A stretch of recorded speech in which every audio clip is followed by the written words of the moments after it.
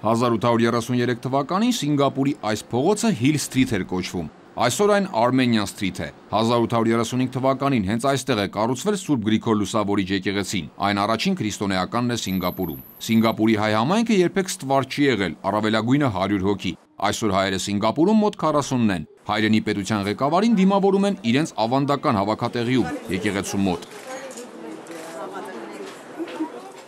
Նրանք նախագահ Սարգսյանին են ներկայացնում համայնքի պատմությունն ու ձեռքբերումները։ Ներկայացնելու բան շատ կա։ 175 տարվա ընթացքում համայնքը պահպանել ու զարգացրել է ակտիվ դերակատարությունը Սինգապուրի կյանքի բոլոր ոլորտներում։ Բոլորը շատ ակտիվ են,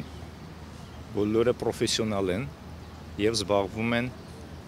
իրենց գործով։ Հայերը Սինգապուրում հաստատվել են 18-րդ դարի վերջից, 19-րդ դարի 30-40-ական թվականներին մայրաքաղաքի կենտրոնում տներ, խանութներ են կառուցում, հիմնում խոշոր ընկերություններ, որոնք մասնաճյուղեր են ունեցել այլ երկրներում։ Ջեփսի Ռիփսի Սարգիսը սինգապուրահայ հյուրանոցատերերի ժառանգ է։ Պատմում է, որ հատկապես բիզնեսի այս տեսակը Սինգապուրում ավանդաբար հայերին է պատկանել։ Հաջողակ ոչ միայն բիզնեսում, այլև պոդիումի վրա։ Սինգապուրի հայերն աչքի են ընկնում նաև այս ոլորտում։ 7 թոռ ունեցող այս հայուհին ժամանակին հաղթել է Միսիս Սինգապուր մրցույթում։ Հայերը ոչ միայն առաջին քրիստոնեական եկեղեցին, այլև առաջին թերթն են հիմնել 1845 թվականին։ Անգլալեզու The Straits Times-ն այսօր էլ ամենաազդեցիկն է Սինգապուրում։ Սինգապուրահայերը հայոց ցեղասպանության տարիներին հայկական օգնության ֆոնդ են հիմնել, օժանդակելու տարագիր հայրենակիցներին։ Սինգապուրի այսօրվա համայնքը սերտ կապերի է ձգտում անկախ Հայաստանի հետ։ Սինգապուրահայերն ասում են, որ նախագահ Սերժ Սարգսյանի այցը խթան կհանդիսանա հայրենիքի հետ գործակցությունն էլ ավելի խորացնելու համար։